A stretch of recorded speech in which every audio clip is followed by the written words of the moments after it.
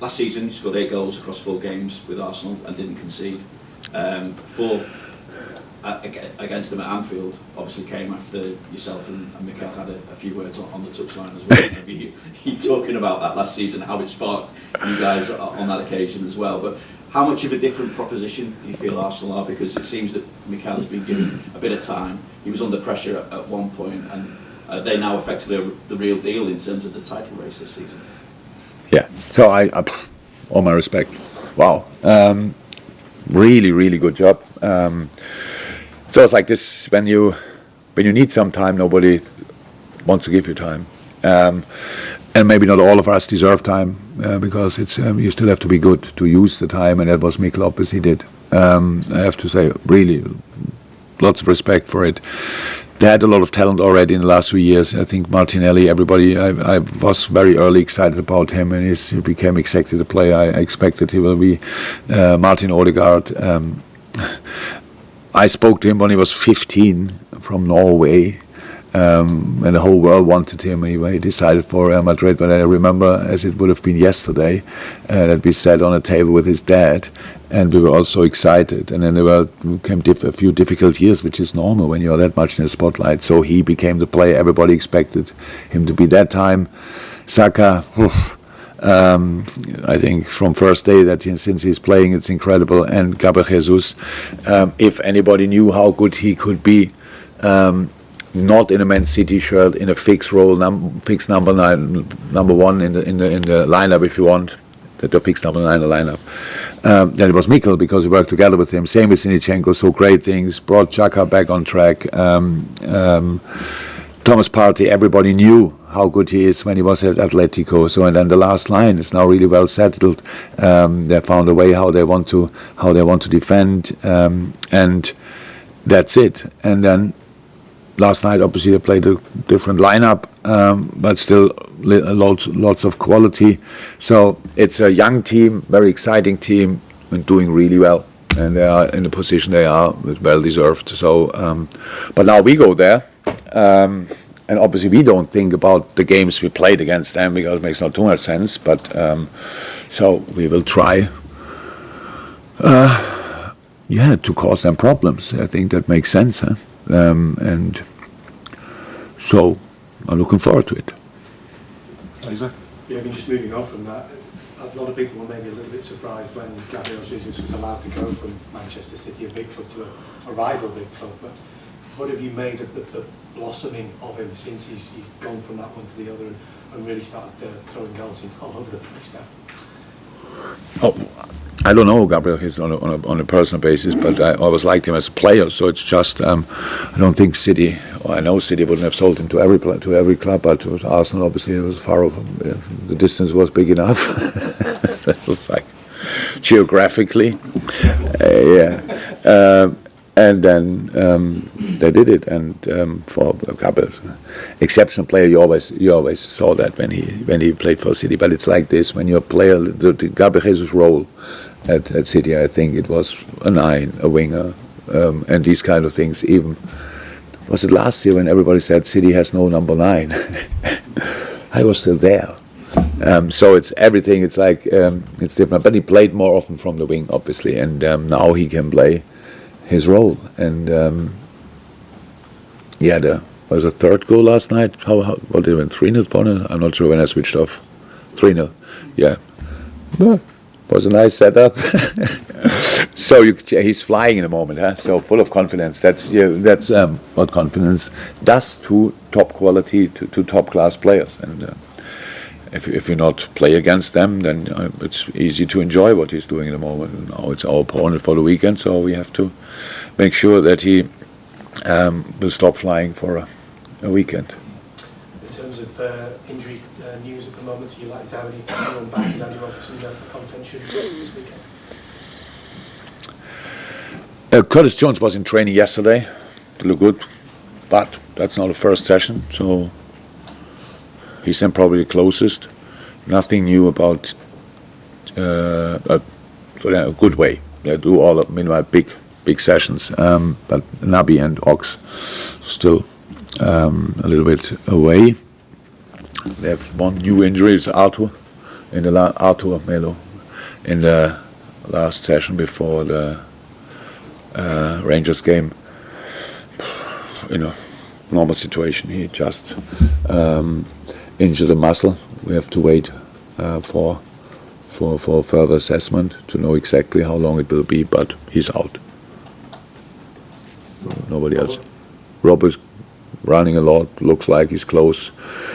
Probably Kurt is now the closest, then Robbo, and then the other two, step by step. A number of positives the other night. Darwin obviously looked pretty lively as well. Just wonder, the fact that he's getting into good positions, the fact that he's getting chances, was that down to the work that he's been doing? Was it down to the change in formation? And on that change in formation, is that something you're likely to persist with as well?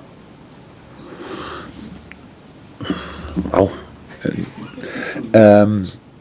Yeah, it was down to his movement and down to the movement of all the boys around, I think. But one of the things he showed so far in all the games he played, that he brings himself quite frequently in good finishing positions, which is actually the most important thing for a striker, and that's why everybody should be or could be very optimistic about what's coming from him in the future. And so that was absolutely good. What was the last part? You have three. You always three questions. Just two.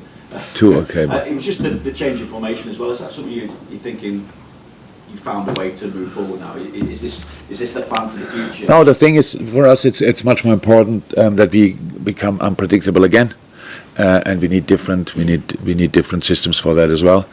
And so this is not the only system we can play. This was now a 4-4-2. That's always when you name systems, it's a 4-3-3 or it's a 5-4-5-1. So it's a 4-4-2 or a 4-2-3-1. Maybe don't want to make it more complicated than it is, but there are obviously different systems for us available, and we have to choose from now on which one is the best for the next opponent, and or the best for us in the moment.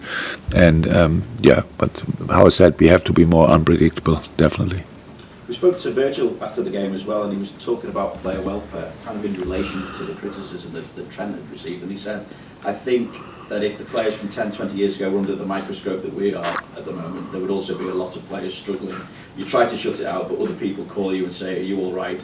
And you think, why? It will always come to you. We have to deal with it, but it's not easy, let's put it that way. With that in mind, was there any consideration given to taking Trent out of the firing line, giving him a break, just to get away from things? I think I didn't hear that from Birch, but it sounds for me like more like a general thing. If we would have the criticism for like 20 years ago, or social media active 20 years ago, life of all the guys would have been completely different. Going out and stuff like this after a game, these kind of things would have been slightly different or more difficult at least. But that's clear. But nobody wants to go back 20 years. Yes, that's one of the challenges we face, and not Trent now. That's one of the challenges the boys especially face, because in good moments, the boys are probably guilty as well to like what everybody writes, and it's not important, to be honest. But in bad moments, when you don't like it, it's not important as well. But that's obviously something you have to learn over years. Trent is pretty good at that, pretty early. By the way, his birthday today, so 24 now. Wow. No, didn't think about that. Sing song for Trent at training later though. Yes. Juliet?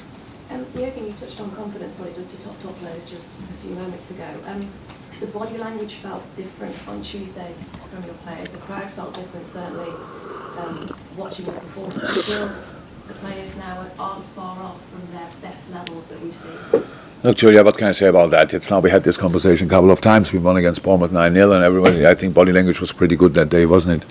So that's how it is. We have to I say before the game, when you spot a problem as human beings and you think about it and you have a solution, then you want the solution instantly clicking. That's just the solution immediately. So and we are still in progress. It's like work in progress to find a way out. That's how it is. So you cannot now say, okay, now we are back. Oh, we are back again in a dark place, and now we're back again here. We need consistency. For consistency, we need to defend the rubbish out of everybody, pretty much. Let me say it like this: we have to, and that's what we have to do. And I'm not interested now in this short-term diagnosis. Oh, that was good, that was bad, that was good, that was bad. No, we have to be good until we are outstanding. So that's what we have to be. And from here, go, improve. And I know Arsenal, Rangers away, which is obviously a different game, a really different game to the home game as well. And then Man City, yeah, what can I say? Yes, we are through the tunnel and I can see the light or whatever. I am very positive. I'm very optimistic. These players are outstanding still, but we have to perform, and that's what we're in. And then the body language was good. I saw as well, but it has to be good, and other things have to be really, really good as well on Sunday.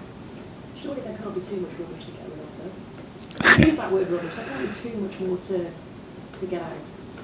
No. Yeah, there is no. That's why. But I wanted to say we have to defend the shit out of everybody we face, and that's why we use the word rubbish. So that obviously that's what we have to do, and that's what we try. James, can I ask you about Roberto Firmino, please? You can ask me about everything. In six. That's as many league goals as he got last season. And then I take him out of the lineup. Yay. So there's nothing. Yes, Bobby was the goals he scored against Brighton were absolutely outstanding. The goals he scored, but for the game at the weekend, we thought it makes sense to play like this. And we play a lot of games, these kind of things. Bobby's an incredibly important player to me and to us, especially. But it's that was it. Yes, I'm happy with his goal scoring record so far, and hopefully he can put a few more on. And how frustrating is it when you concede first in league games of late? It's as much you can do about it. Look, the problem in our situation is even if you win a game, somebody comes around the corner and tells you the problem from the game before. What you do now. So how often did we now speak about that? How often? Because we conceded that often, this first goal. I know that. But my English is not good enough to describe the frustration in these moments. But the game still doesn't end there. Then you have to respond. It's not in our match plan. You can watch. I can give you the match plans of all the games. It was not in one of them was involved. Let's concede the first goal. So we want to be spot on from the first second of the game. And I understand you can say that, and it's one of my dreams for this season that nobody asks me about it anymore. But not because you forget it, not just because we don't do it anymore. But it's not cool. But in the last game, it didn't happen at least. So maybe we can go from there. Carl Markham. You spoke earlier about wanting to be unpredictable again. We have to.